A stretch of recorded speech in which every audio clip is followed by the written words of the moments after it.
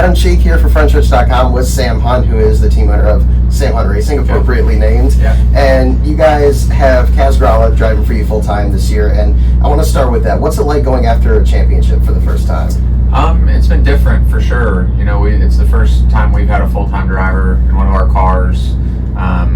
You know, it's definitely nice to have some repetition, you know, with the same guy in the seat. You know, I think the cards haven't fallen the way we've needed them to fall so far this year, with a lot of bad luck and some accidents outside of our control. But you know, it's a good next step for our program, and Kaz has worked for an opportunity like he's got now for a long time. So it's cool to be able to do it with him, and I've got no doubts, you know, he'll just get stronger throughout the year. Well, and I saw Kaz hanging out outside one of your guys' haulers after you were going to go out for practice qualifying, and then halfway to the cars it got rained out and everything. So it is a very rainy day here at Richmond. So how do you guys approach the race? Fairly conservatively, I think. You know, Kaz has raced here enough that he's familiar with the track. With the added set of tires that we're going to have for the race, I think there's going to be a little more strategy playing into it than it was before, now that we do have that added set. So I think it's just keep yourself in a good spot, have good pit stops. If you can keep a set of tires laying in your box for late caution, maybe, you know, make a run at it. But we really just need another base hit day and get some points, a good finish, and move on. Well, what was your journey like coming into NASCAR? Because obviously you made some K&N starts.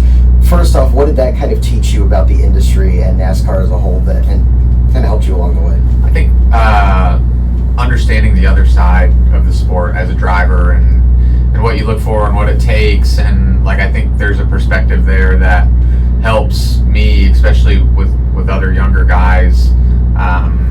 You know, I never raced at the Xfinity level, but you know, I had the same ambitions and a lot of the same upbringing as these other guys. So I think it's just easy for me to communicate with guys like Kaz or Connor, who, you know, are cutting their teeth and kind of making the next step in their career. I think being younger, closer to these guys' age, like it's easy for us all to have conversation.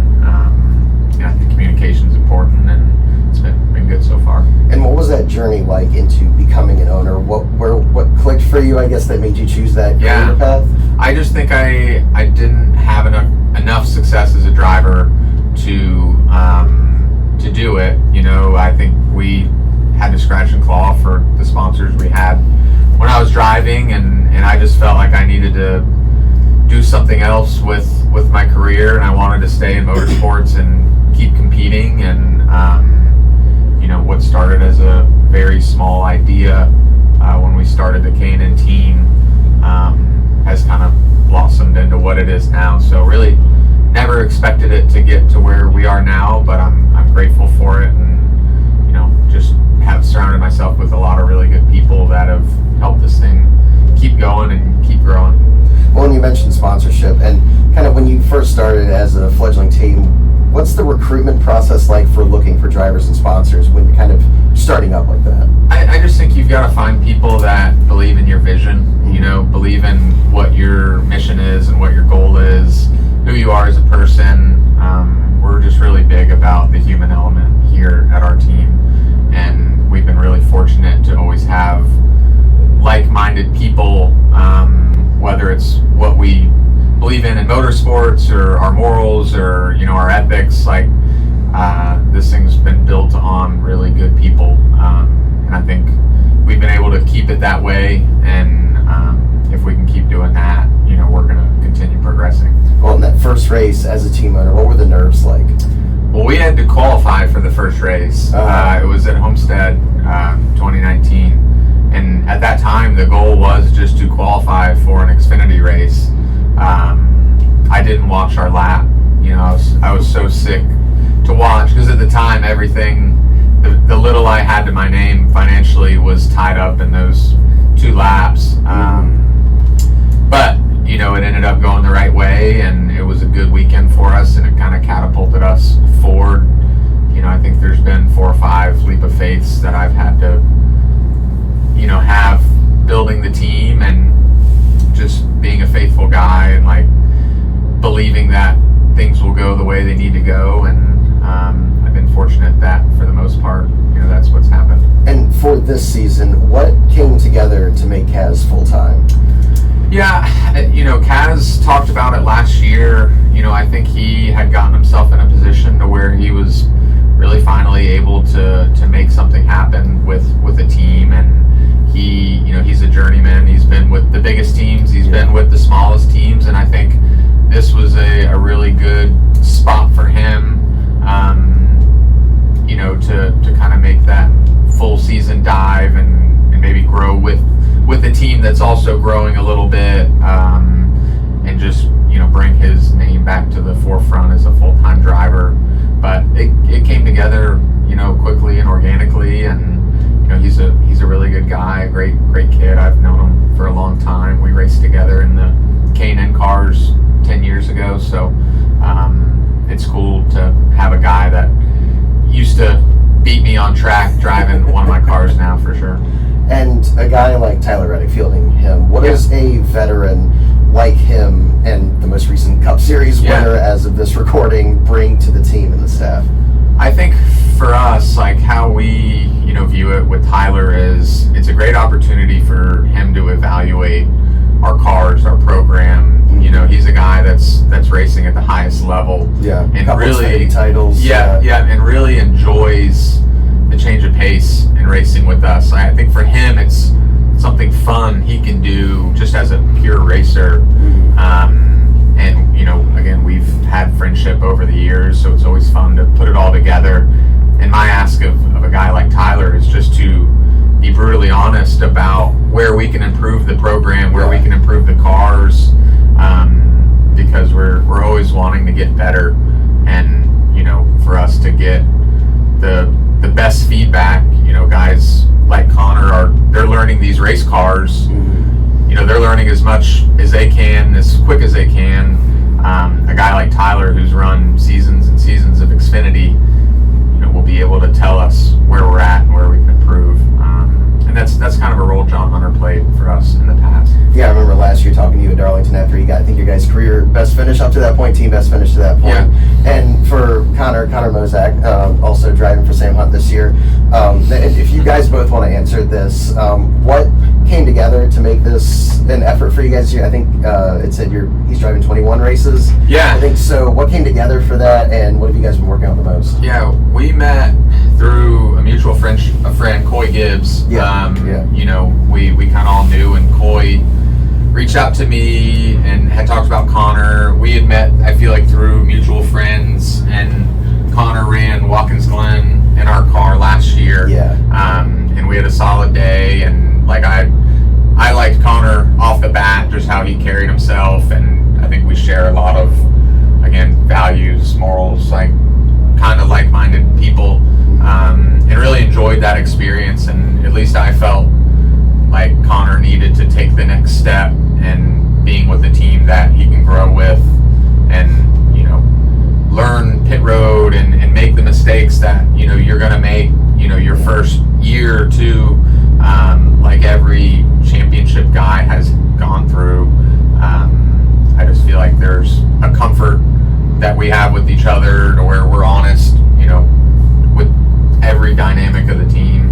And I think this year is just getting Connor experience.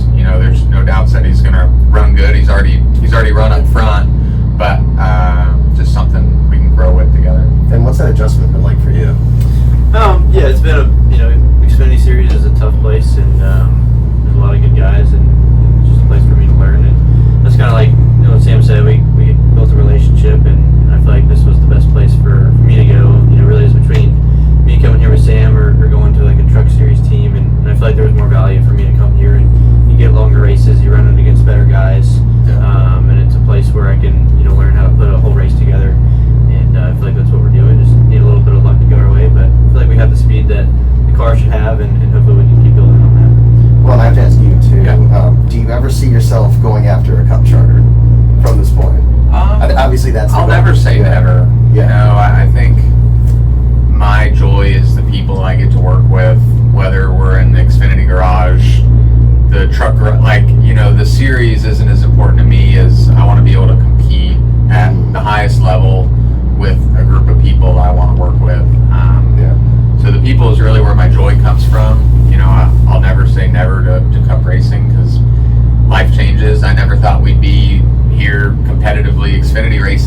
4 years ago, and here we are.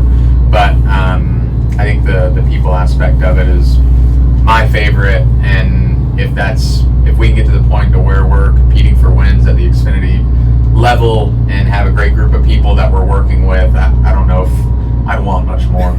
Well, and I have to ask because there's a lot of Virginia roots here, and I'll ask you about VCU specifically in a second, but take me through the Richmond. I see you guys had that Rooted in Richmond shirt on your website and everything, so take me through the Virginia roots there.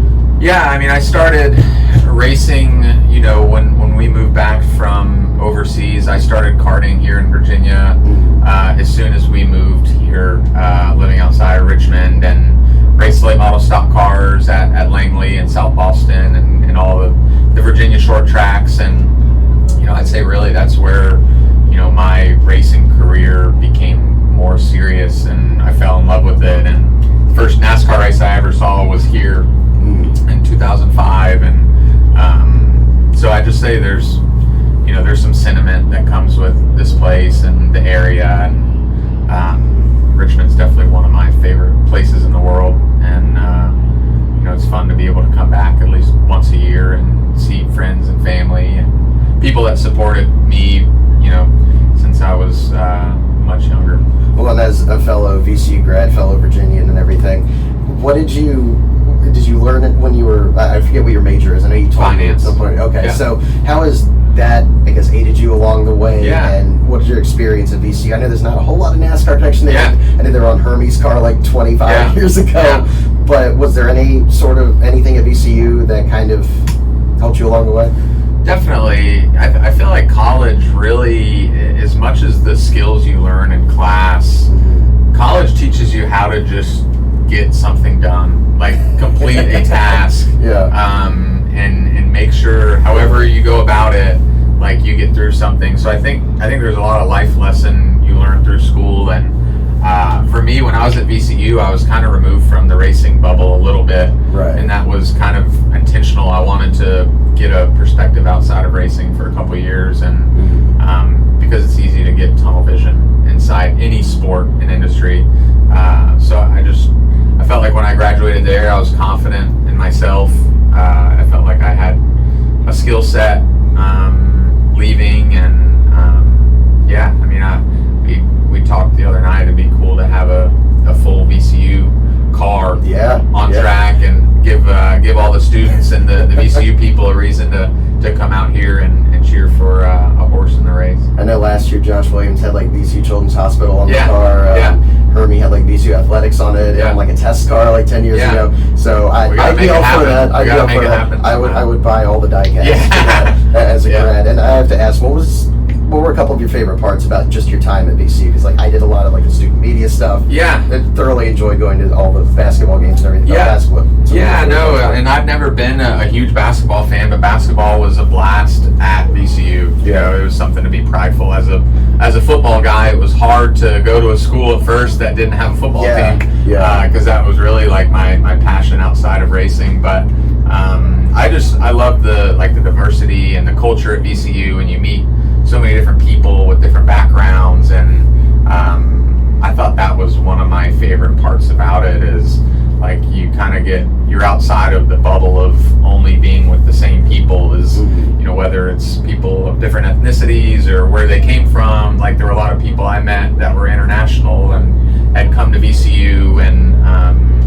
I just think it was cool to get outside of racing for a little while and make friends that we were going to school with. And I mean, I love the business school. It was so nice at VCU. I felt I was fortunate to be in the new building, and still keep in touch with a couple of the professors that cheer us on. And I always say Richmond has the best food of any city, and it's like a hidden gem when it comes to food and restaurants. So it's always exciting to come back, because my stomach's always pumped. Well, I know, like you mentioned, the schools, like, I mean, you got the Robertson School and then Harris Hall and the academic commons and all that stuff. And then the food, like, I was so bummed that, I don't know if you ever went to Asado that was on Broad. Apparently they closed. So there's been a couple places I've come back and are gone. The Village is still there. The Village Cafe, And I gotta kind of end with this. What are some of your chief goals for the rest of this season, and whether it's immediate the next few races or an overarching goal? Obviously, making the playoffs. I think right now the goal is to execute where we're capable of running. I think all year we've shown that we can compete inside the top 15 and the top 10, and we just need to finish races. We need to close them out, not have loose wheels or not, have things fall the wrong way.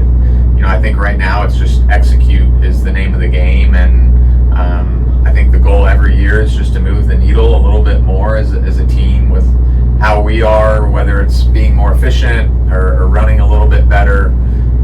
We don't want too much too quick, but if we're efficient and we hit base hits every week, the cards are eventually going to fall heavier the right way and be in a position to win that first race. We've gotten really close, so you get a sniff of that first win, and you definitely it's hard not to think about it moving forward.